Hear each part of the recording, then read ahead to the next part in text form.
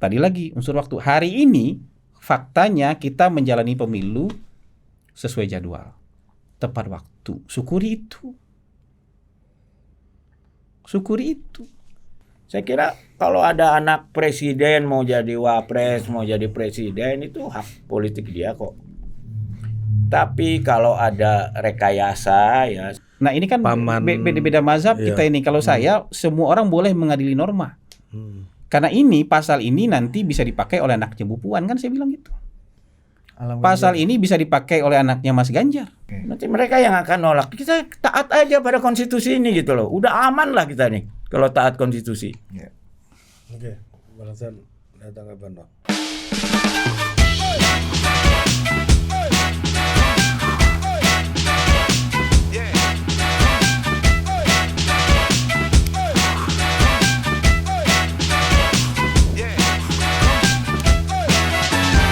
Bang, kembali lagi ke soal Abang di panggilan di Wijayanto itu konteksnya apa dulu, Bang? Iya.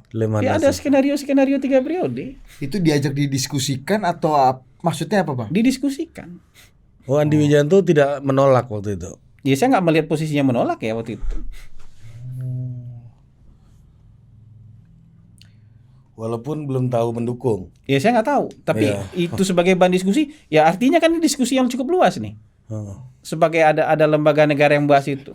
Orang kita yang menolak kok. Soalnya abang bilangnya waktu diajak diskusi sama Bang Andi di Lemhanas, saya menolak untuk ikut dalam gerakan itu. Gitu ya. Berarti kan akan Ada gerakan. ada ajakan berarti ya. Dan ada gerakan. Dan ada ajakan. Memang kan konteksnya itu FGD bukan mengajak itu tapi membahas. Skenario 1, skenario 3. Buat saya skenarionya satu aja saya. Pemilu sesuai waktunya. Boleh cerita nggak skenario yang lain selain pemilu sesuai waktunya dan 3 Ya periode? ada lebih dari 5 skenario. Buat saya itu terlalu dibikin-bikin. Apa aja tuh kalau boleh tahu? Nggak usah dibahas lah itu rahasia negara. Salah satu 3 periode. Ada salah satu 3 periode. Perpanjangan. Salah Termasuk satunya perpanjangan. 3 periode. Jadi buat saya sebagai sebuah ide ini sudah didialektikakan. Tadi lagi unsur waktu. Hari ini faktanya kita menjalani pemilu sesuai jadwal, tepat waktu. Syukuri itu. Syukuri itu. Hari ini ada pembatasan masa jabatan sesuai dengan Undang-Undang Dasar, sesuai dengan Undang-Undang. Syukuri itu. Kan prosedural kata Tempo tadi. Ya oke lah, penilaian itu kadang-kadang gitu. Jadi yang substansi menurut Tempo apa? Anak Pak Jokowi nggak boleh maju pilpres. Bukan, kalau itu boleh nggak langsung saya jawab? Nah, misalnya gitu. Jadi yang substansi apa? Yang substansi adalah orang nggak boleh menggugat pasal undang-undang. Oh, bukan itu Apa? substansinya. Yang substansi yang mana? Yang jalur-jalur yang substansial yang. Jadi menurut saya yang kayak begini-begini harus diperjelas supaya nggak jadi tuduhan. Termasuk juga tadi itu soal aktivis-aktivis yang pindah haluan. Menurut saya aktivis kok pindah haluan? Emang haluan yang benar di mana? Emang haluan yang benar bersama PDIP kan enggak? Kalaupun misalnya mereka sama-sama di spektrum kiri, bukan berarti mereka harus terus bersama-sama. Spektrumnya kan memang sama-sama kiri nih. Aktivis-aktivis PDIP kan spektrumnya, spektrum politiknya sama-sama di kiri. Tapi kalau di kiri ini nggak bersepakat lagi soal kepentingan misalnya, sebagian di kiri bisa ke tengah atau bisa di tempat yang kiri yang lain. Murba sama PKI aja musuhan kok. Sama-sama kiri ya. Iya. Saya kira kalau soal pendapat Jadi termasuk berubah itu ya itu bagian dari demokrasi kan. Sebetulnya yang menyebabkan itu menjadi problem adalah perubahan itu karena apa? Ya. Apakah perubahan itu karena tobat atau karena dikasih duit atau karena dikasih jabatan? Tentu itu beda-beda. Bedanya di situ. Sama seperti saya kira kalau ada anak presiden mau jadi wapres, mau jadi presiden itu hak politik dia kok.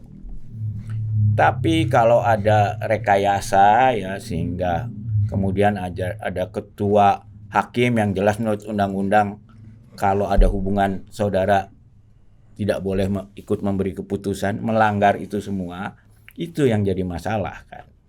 Kalau orang itu anaknya siapapun mau jadi presiden, jadi bupati dan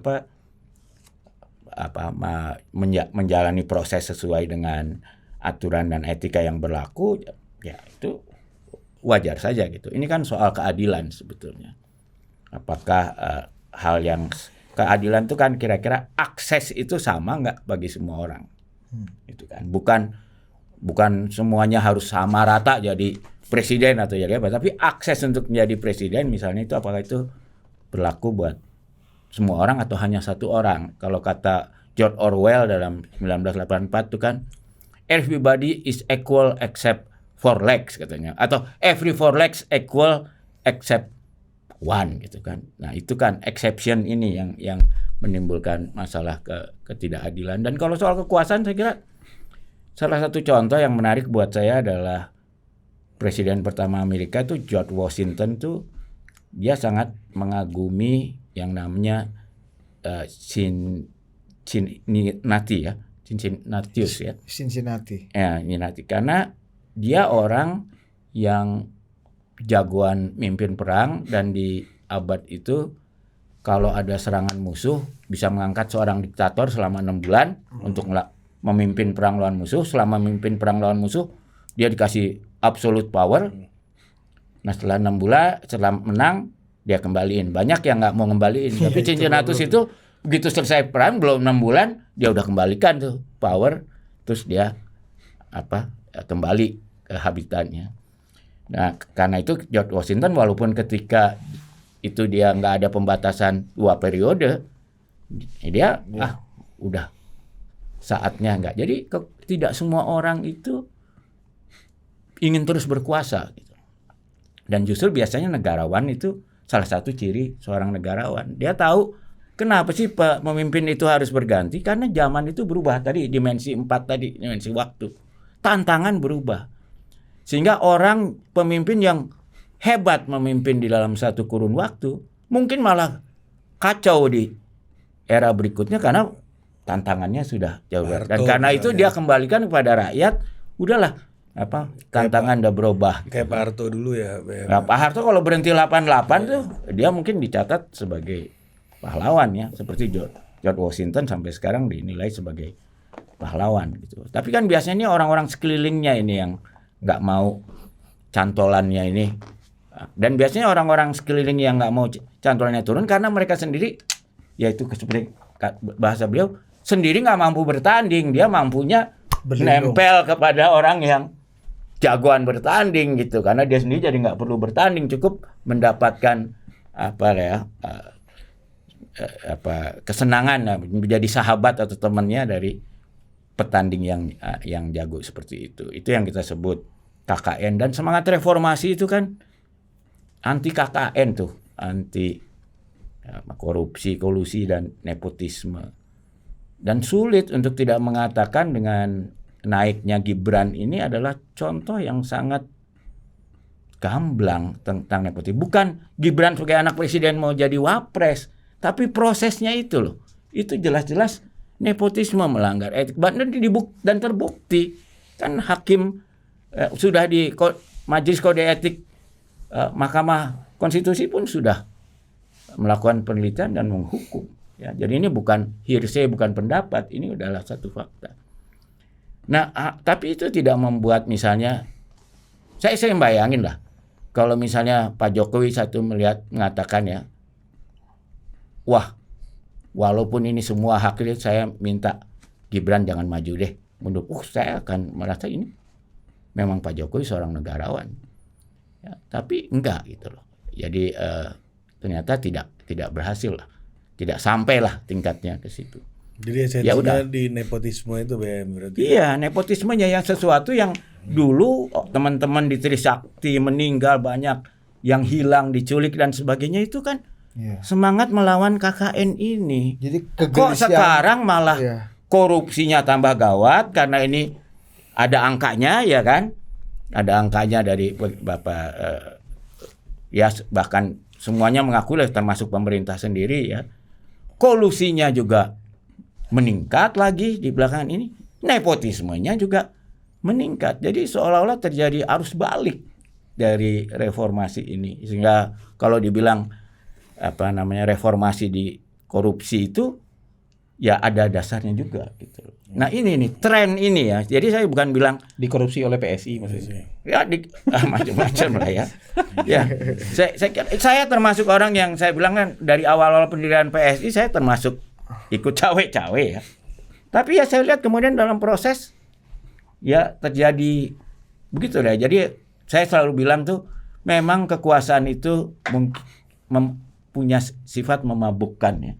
Tapi kapasitas peminum itu kan seperti kapasitas peminum, orang ada yang kapasitasnya baru kena sedikit udah mabok. Kita bisa lihat tuh kan orang-orang yang baru aja nganterin jenazah pakai bendera kuning, semua mobil orang diketok-ketok lebih galak dari polisi kan. Dia nggak sanggup karena dia nggak punya kapasitas. Baru dikasih bendera kuning udah mabok dia kan. Ada yang tahan lama gitu kan. Mungkin jadi Cincinnati. Ya ada yang Cincinnati, ada yang George Washington dia sampai 10 tahun berkuasa dia nggak mabok. Kalau gitu. kata Khatib Basri, George Washington itu dikenal dan dianggap hebat sebagai penguasa justru karena dia tidak menggunakan kekuasaannya. Iya, justru saya bukan karena dia menggunakan kekuasaannya. itu yang saya bilang ya. Sebetulnya apalagi buat pria ya. Sebetulnya orang ataupun negara institusi yang hebat adalah sebetulnya yang punya kekuatan monster tapi mampu mengendalikan kekuatan monsternya itu untuk hal yang baik gitu. Bukan malah dimanfaatin oleh monsternya itu untuk melakukan apa yang monster lakukan. Okay. Nah, ini makanya ada pembatasan masa kekuatan itu kan karena kita manusia lah.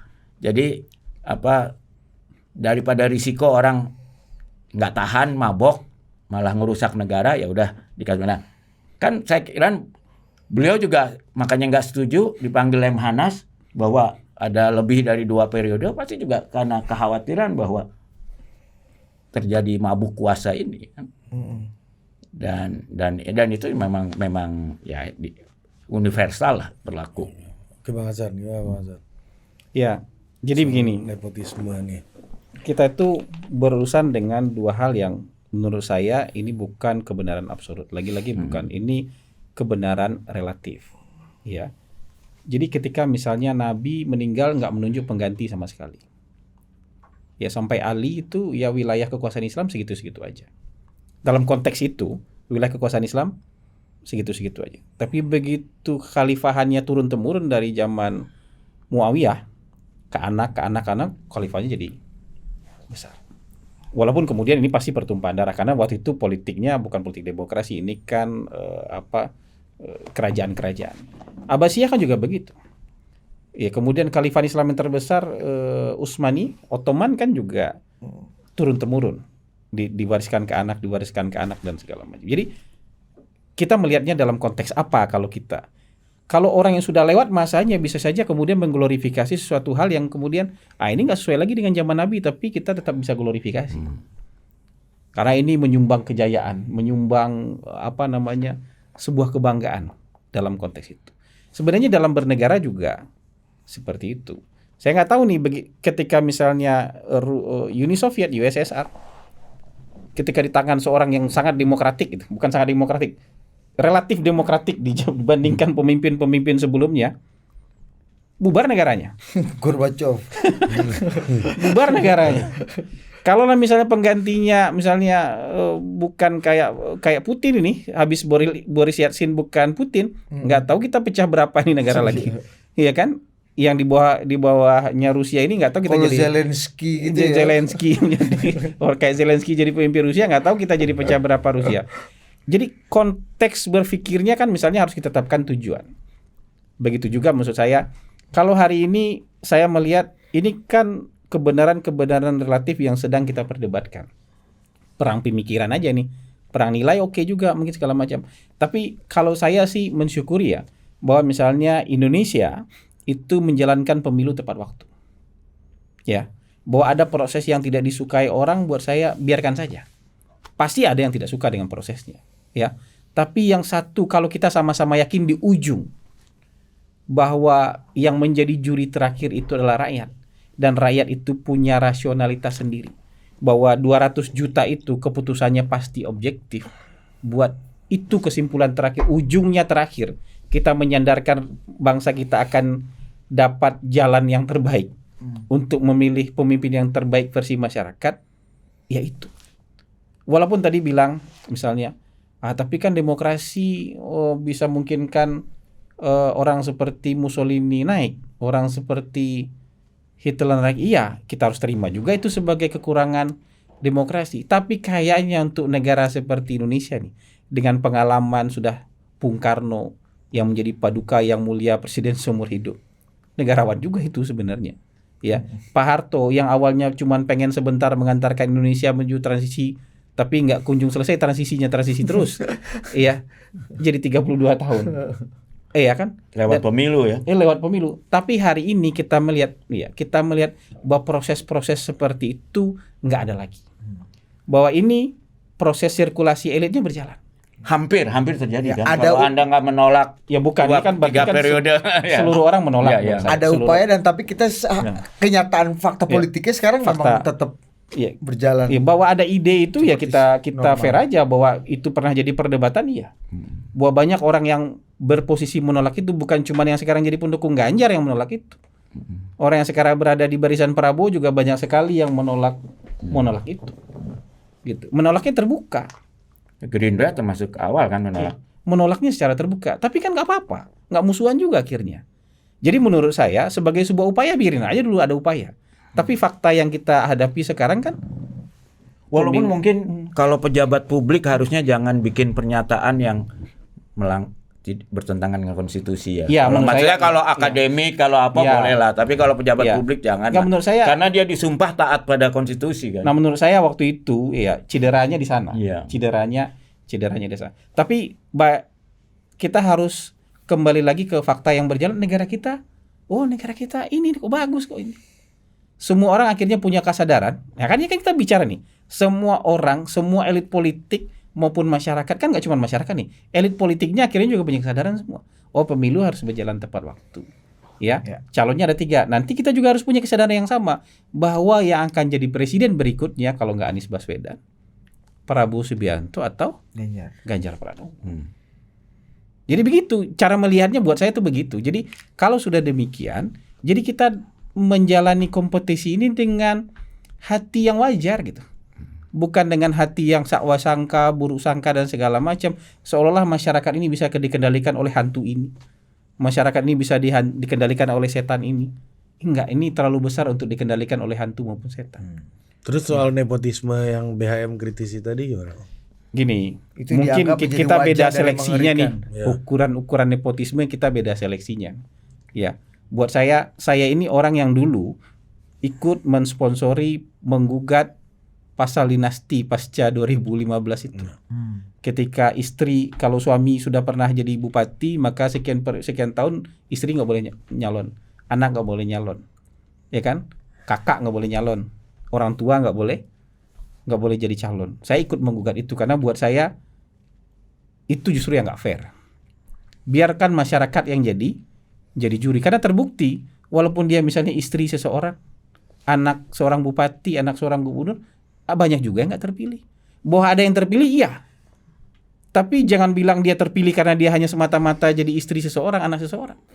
Berarti dia dianggap baik dan dianggap bisa memimpin oleh masyarakat. Itu yang paling banyak itu kalau dinasti itu kepala daerah ya.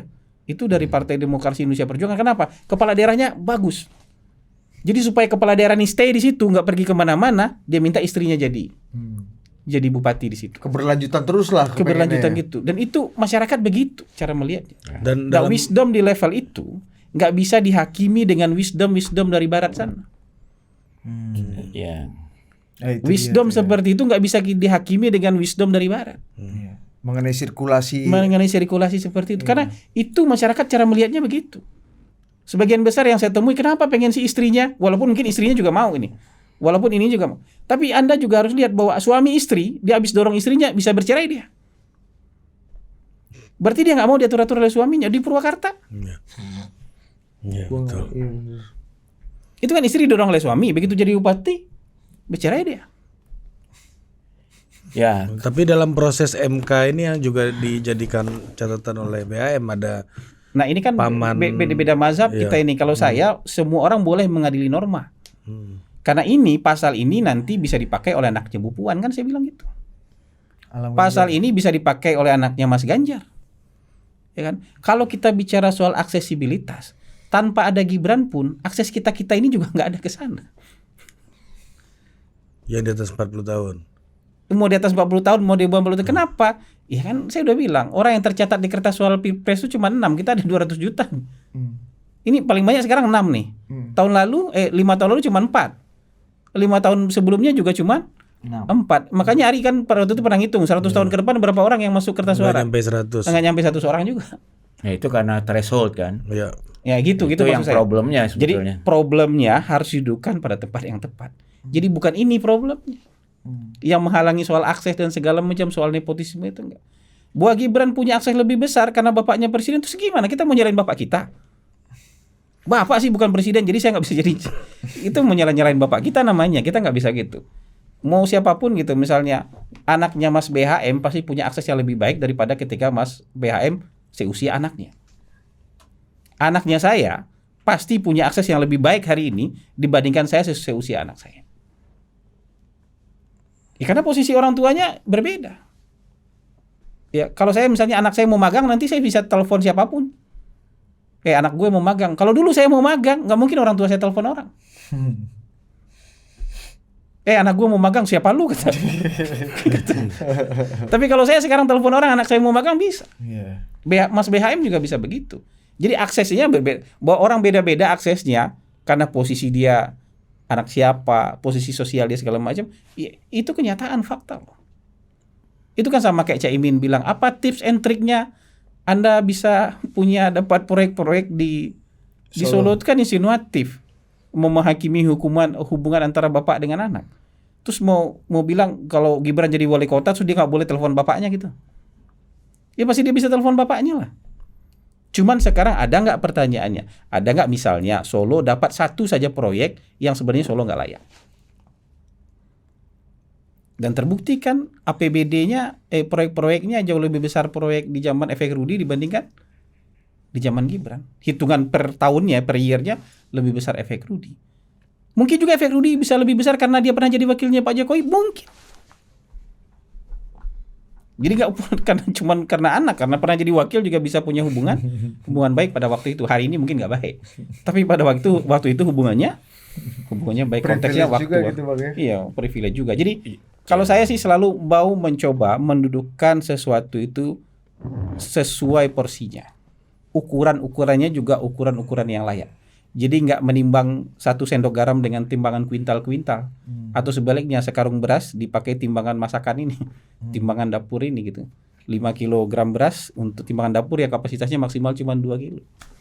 Ya, jadi itu. Ya justru itu problemnya. Jadi di Indonesia ini secara budaya ya, pemahaman benturan kepentingan itu masih sangat rendah. Bahkan budaya tradisional kita justru anti pada kebijakan menentang benturan kepentingan, sehingga kalau ada orang berkuasa, saudaranya minta tolong nggak ditolong tuh, wah dianggap sombong, dianggap apa. Padahal justru ini kan benturan kepentingan ini yang menyebabkan ketidakadilan akses tadi ya, kesamaan akses pada setiap orang. Oleh karena itu jangankan sebagai pejabat setinggi presiden, kalau di negara-negara modern, dan kita modern ya, bukan bicara barat atau timur, tapi negara modern yang maju, masuk Korea dan Jepang. Bahkan seorang pejabat aja kalau pensiun itu dilarang untuk berapa tahun bekerja di perusahaan yang akan berhubungan dengan bekas perusahaannya itu. Kalau di bank bahkan ada yang namanya cuti paksa. Kenapa? Karena kalau korupsi yang dilakukan dengan kolusi itu dengan sistem pengawasan apapun sulit untuk diketahui ya. Maka yang paling bagus diputus kolusinya. Yaitu kalau di bank dalam prosedur itu cuti paksa sehingga harus digantiin orang lain. Nah, biasanya di situ ketahuan kalau ada hengki-pengki itu. Ya itu memberikan keistimewaan, akses keistimewaan pada orang tertentu sehingga orang lain menerima ketidakadilan. Nah, salah satu syarat sistem demokrasi itu menghasilkan pilihan-pilihan yang terbaik, ya ini kesamaan akses ini harus dijaga. Nah, tapi itu soal kesamaan akses tadi BHM. Ini yang juga disampaikan Bang Hasan barusan, gimana menurut BHM? Seandainya tidak ada pun putusan MK itu juga tidak ada kesamaan akses gitu. Gini, itu kan Karena problemnya bukan di nepotisme, tapi di threshold seperti ya threshold. BHM Problemnya tadi di katakan. threshold. Tapi kan gini, memecah threshold itu yang sebetulnya bukan gini. Soal usia itu kan bukan haknya MK menentukan usia ya, kecuali yang jelas-jelas menentang konstitusi. MK itu kan kewenangannya hanya undang-undang ada yang bertentangan dengan konstitusi enggak? Ya kan? Dan kalau dia bertentangan dia nyatakan tidak. Tapi dia bukan lembaga pembuat undang-undang. Nah, itu kan kasihan sebetulnya ya dalam hal ini MK itu ya. Karena ketika itu wakil pemerintah maupun wakil DPR bilang nggak keberatan usia diturunkan. Ya hakimnya kan pada bilang, loh kalau kalian nggak keberatan yang bikin undang-undang siapa? Kan pemerintah sama DPR. Ubah aja undang-undangnya. Kenapa harus mengotori tangan kami? Kan kira-kira gitu. Ya jadi menurut saya keputusan yang benar adalah ya ini tidak itu hak pemerintah dan DPR nentuin 40, 35, 32 atau 40 atau dia usia di bawah itu tapi 2 tahun. Itu hak semuanya kewenangan DPR dan pemerintah gitu loh. Tapi kan ini enggak gitu loh. Dan ya kenapa ini mungkin karena ini soal kemudahan aja itu tadi. Soal akses keadilan. Karena kebetulan ketua MK-nya pamannya Gibran kan kira-kira gitu. Ya, bukan mungkin kalau ketua yang pamannya Gibran itu ketua DPR itu mungkin jalurnya akan dipilih ya lewat itu jalur yang sah gitu kan. Dan Komisi 2 mungkin perhitungannya lebih rumit kan ketimbang MK jadi gitu. maksudnya kan itu. Jadi ini yang membuat apa ya dan KKN itu benturan kepentingan itu titik awal menuju korupsi. Ya, makanya saya dulu ketika saya jadi tim investigasinya MK dulu zaman Pak Mahfud, saya akhirnya bilang sama Pak Mahfud, tolong dong MK ini bikin tim kode etik yang mayoritas orang luar.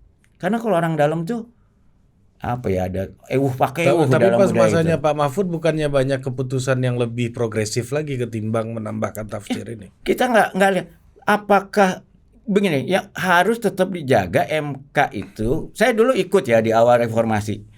Waktu mendirikan MK itu pernah 2 model yang dipertimbangkan. Satu model Perancis, satu model Jerman. Apa bedanya? Model Perancis itu undang-undang yang dibuat oleh pemerintah dan DPR lah kalau di kita dikirim dulu ke MK untuk dicek bertentangan nggak dengan apa? Ya baru dinyatakan sebagai undang-undang. Clearance dari MK. Ya harus ada clearance dulu. Nah, kalau undang-undang Jerman post audit istilahnya. Undang-undangnya silahkan berlaku. Nanti kalau ada yang merasa itu melanggar undang-undang, silahkan lapor. Kita pakai Jerman. Kita pakai Jerman karena kita merasa waktu itu banyak undang-undang lama yang bertentangan dengan konstitusi kita. Kalau pakai sistem Perancis, nah itu udah jadi undang-undangnya kan. Jadi dipilihlah undang-undang Jerman.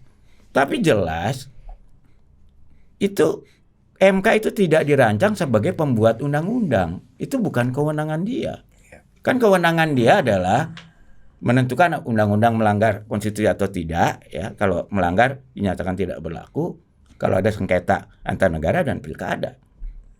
Ya, jadi ini kan penyalahgunakan wewenang. Dia menjadi lembaga pembuat undang-undang.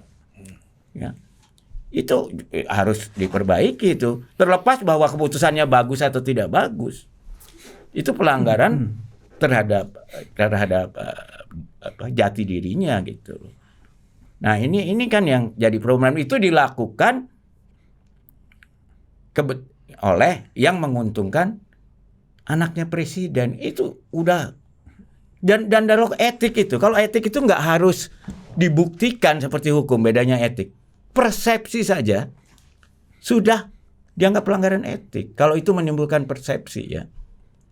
Nah, masalahnya ya kalau hukum itu kan dari celah-celah hukum. Makanya saya tuh ginilah, kalau saya suka kesel orang ahli hukum itu termasuk ahli fikih di agama. Ini yang sering membuat masalah-masalah berat di dalam kehidupannya.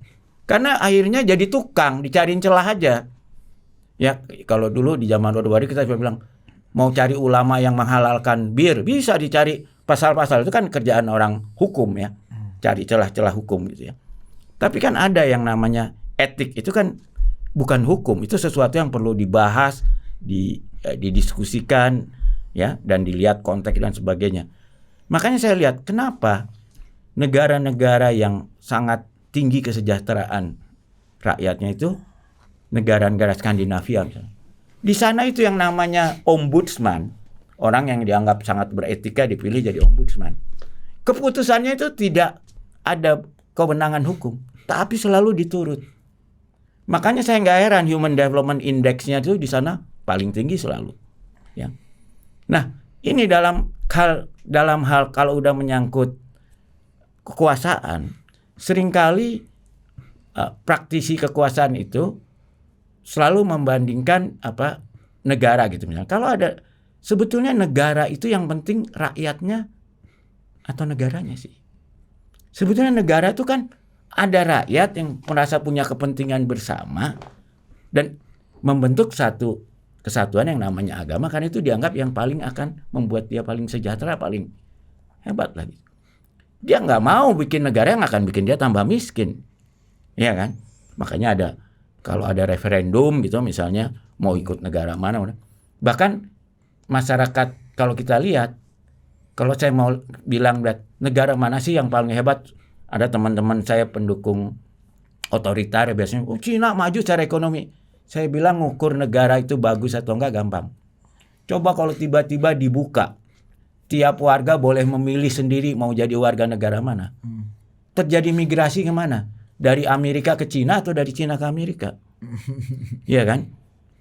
Itu kan yang itu tadi, suara rakyat, suara Tuhan. Dia akan memilih sendiri gitu. Tapi kan ini enggak, bahkan ada negara zaman kita Orde Baru dulu mau keluar negeri aja harus izin pemerintah, exit permit.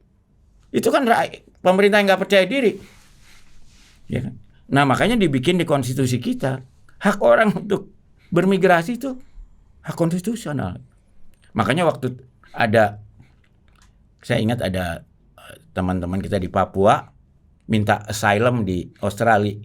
Waktu itu Menteri Luar Negerinya Hasan, wah dia merasa tersinggung, wah ini penghinaan. Saya bilang enggak, itu hak konstitusional dia. Bilang sama pemerintah Australia, kita sebagai warga, tolong terima mereka baik-baik, karena mereka menjalankan hak konstitusional. Pasti mereka yang pusing.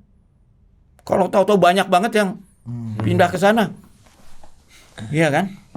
Okay. Nanti mereka yang akan nolak. Kita taat aja pada konstitusi ini gitu loh. Udah aman lah kita nih kalau taat konstitusi. Yeah. Oke, balasan tanggapan dong. Ya contoh itu mungkin kita harus tetap melihat 360 derajat ya. Jadi kalau nanti tadi perbandingan Cina dengan Amerika, misal bisa ditanya juga sama warga negara Indonesia sama Singapura. Ya kalau misalnya bebas milih, orang Indonesia yang pindah ke Singapura atau orang Singapura pindah ke Indonesia. Jadi apakah itu artinya birokratik otoritaria lebih baik daripada demokrasi misalnya? Berarti orangnya bisa melihat ekonomi misalnya. Ya dia punya keteraturan, punya peluang ekonomi lebih baik, punya kesejahteraan dan segala macam. Tapi mungkin dia nggak ada urusan dengan politiknya.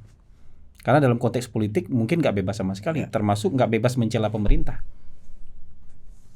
Gitu. Walaupun diplomat Singapura selalu menolak negaranya dibilang birokratik otoritarian, tapi nggak bisa bantah secara akademik dia kategorinya birokratik otoritarian.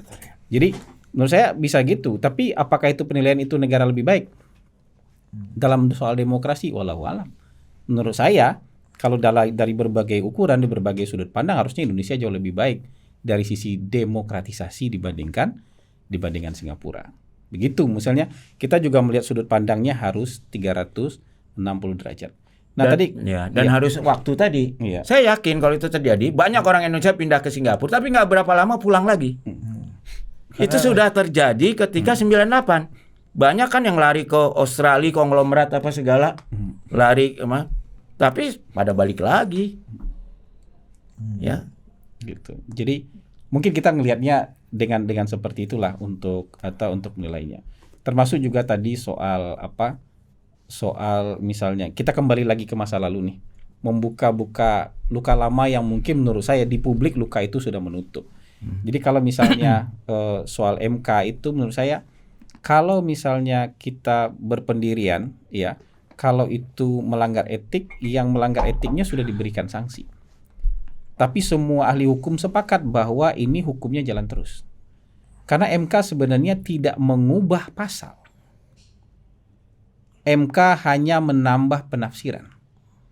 Kan semua yang menginginkan perubahan usia ditolak oleh MK. Benar kan? Semua permohonan yang ingin mengubah usia ditolak oleh MK. Yang dikabulkan oleh MK adalah soal penafsiran. Nah, kalau misalnya sekarang soal penafsiran permohonan 90 ini karena ada pamannya Gibran. Nah, undang-undang yang sudah mencantumkan penafsiran ini kan digugat juga. Disidang oleh MK. Dan itu akhirnya disidang hanya oleh 8 hakim MK. Dan 8-8-nya menolak gugatan itu, bayangin. Ini yang digugat nih, undang-undang pemilu yang sudah memasukkan keputusan MK nomor 90 tafsirannya. Itu digugat balik ke MK. Dan disidangkan tanpa melibatkan Anwar Usman. Ya kan? 8 hakim MK menolak permohonan ini. Itu artinya tanpa Anwar Usman pun, ya, permohonan itu ditolak. Tapi memang sebelumnya tanpa Anwar Usman pun kan cukup itu untuk. Ya, makanya, jadi menurut saya hal itu. Jadi masalahnya itu kan bukan hanya Anwar Usman sebetulnya. Jadi yang dihukum melanggar etik kan tidak hanya Anwar Usman kan. Nah, jadi mendudukkan persoalannya seperti itu. Jadi kalau kita misalnya bicara demokrasi itu juga harus ngukur peradaban. Peradaban kita sudah sampai di mana? Banyak teman-teman saya bilang, Indonesia ini apa, ini negara mediocre. Terus Anda mau bilang Indonesia apa? Emang kita masih mediocre kok. Jadi denial itu juga nggak boleh. Kita terima dulu dong nasib kita. Kita masih mediocre kok gitu. Iya, dalam sisi apapun kita mediocre. Dari sisi pendapatan kita mediocre, dari sisi peradaban kita mediocre, mungkin juga dari sisi demokrasi kita masih mediocre. Karena kalau Anda ekspektasinya terlalu tinggi, kemudian mediocre jadi celaan. Negara apa ini mediocre, semua segala macam penanganan Covid mediocre, katanya segala macam mediocre waktu itu. Kalau basisnya Skandinavia seperti BHM tadi. Kita jadi kelihatan jadi kelihatan jelek. Tapi kalau kita menyadari sejarah bangsa kita yang bergerak ini, saya bilang, ini pergerakannya positif. Karena nanti gini, dalam soal peradaban itu, kalau negara-negara maju, kalau saya tidak salah, Supreme Court itu, mau Constitutional Court, ataupun misalnya Mahkamah Agung, itu hakimnya sebagian besar seumur hidup aja. Ya. Karena sudah bisa dipercaya nih orang akan adil sampai mati nih. Dengan gaji yang juga luar biasa. Presiden bisa gonta-ganti yang Supreme Court-nya sampai mati. Ya. Tapi kalau untuk peradaban bangsa kita mungkin belum bisa kita Supreme Court-nya sampai mati. Bisa lebih hebat daripada presiden dia nanti. Ya, karena di kita ada satu problem ya, yang manajemen. Kita itu berani ngasih direksi BUMN itu gaji dan tantiem miliaran di atas menteri tiap bulan, ya miliaran. Tapi nggak berani gaji presiden kita lebih dari 100 juta. Nggak berani gaji hakim agung, ya kan, jaksa agung lebih besar daripada gaji direksi BUMN. Nah, itu kan menurut saya udah kalau kita kacau. bicara wisdom demokrasi, mungkin kita perlu bertahap untuk ke sana. Jadi kalau direktur mungkin orang anggap biasa aja. Tapi kalau pejabat publik dia bilang, ini sedang-sedang di atas penderitaan kita ini. Opini publiknya itu masih harus dikondisikan. Jadi segitu aja masih bicara ini, gitu. Kita mungkin bicara agak abstrak ini. Udah mirip Anies Baswedan kita berdua ini. Berdua ini menarik, udah lama nggak ada. Udah lama. Jadi ini perdebatan agak-agak filosofis, agak-agak ini kita ini. Tapi kalau saya lebih setuju mengukur itu dengan ukuran-ukuran peradaban yang sedang berlangsung. Bahwa kita mencari contoh benchmark, iya. Ya, tapi kemudian menghukum keadaan hari ini, ya, dengan sudut pandang ukuran-ukuran yang orang sudah advance, menurut saya itu juga kekeliruan. Jadi hari ini misalnya gini, kita sudah sampai nilainya 6 ya. Tapi kalau di Jepang tuh selalu dibilang lebih baik lagi. Ya, berarti kita cari 7. Karena di Jepang tuh udah nilai 10, kita juga profesornya masih bilang besok lebih baik lagi ya, kita bingung lebih baik lagi ya. Tapi itu bagian dari usaha untuk Improvement. untuk improve lebih baik. Tapi kalau misalnya jelek nih gitu, jelek karena ini 6, mungkin orangnya dipatah semangat. Ya udah, kalau 6 aja jelek ya udah kita 2 aja sekalian tuh sama-sama jelek gitu. Ya, Kita 0 aja sekalian sama-sama jelek. Jadi sudut pandang itu juga penting. Kalau saya melihat hari ini berapa misalnya skor kita misalnya 5, ya udah besok lebih baik lagi. Begitu 6 lebih baik lagi. Begitu udah 10 tetap bilang lebih. Itu cara Jepang. 11 dari 100. Nah, 11 dari 100 gitu. Nggak, justru itu problemnya tuh sebenarnya sebetulnya dalam hal sport sih kita sepakat ya, tapi problemnya dalam dimensi keempat. Masalahnya itu kita mundur. Jadi dibandingin tahun-tahun sebelumnya nilai demokrasi kita turun, tadinya 6 jadi 5 lah katanya. Nilai anti korupsi kita turun, ya kan? Nah, itu yang jadi trennya bukan masalah bahwa ya oke, kita tidak sekaya Singapura, oke gitu loh. Walaupun GDP kita lebih gede sih dari Singapura, tapi GDP per kapitanya masih jauh. Pembaginya Tapi lebih banyak. masalahnya apakah kita lebih baik atau enggak dibandingin lalu? Kan kita akuin kalau misalnya GDP per kapita mungkin kita naik, walaupun mungkin bisa naik lebih cepat, tapi naik lah paling enggak. Tapi masalahnya untuk masalah hukum, masalah korupsi, masalah demokrasi, kita tuh turun nilainya. Jadi trennya itu yang membuat disebut annus horribilis ini. Bukan masalah poinnya hari ini gitu. Oke Bang Hasan. Siap. Oke BHM. Jadi kita ini harusnya Rocky Gerung di sini. Nah, Iya, itu. menarik. Makanya saya ini harus dilanjutkan nih, perdebatan, nggak boleh diakhiri di sini, semua dibahas bisa 4 jam. Tapi kita bersyukur hari ini ada BHM dan Bang Hasan berdebat filosofis ini, Dir.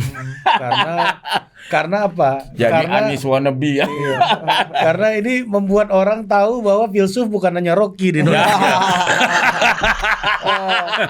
Intinya kalau kata Reynold Neighbors itu kan dia bilang apa, kapasitas manusia untuk berbuat adil membuat demokrasi menjadi mungkin, Iya. dan kebiasaan manusia berbuat sewenang-wenang membuat demokrasi menjadi perlu. Iya. Nah itu sama-sama menjadi pagernya. Makanya kita itulah Nyor, makin nggak mau kesini, Iya, kita makin undang filsuf-filsuf lain.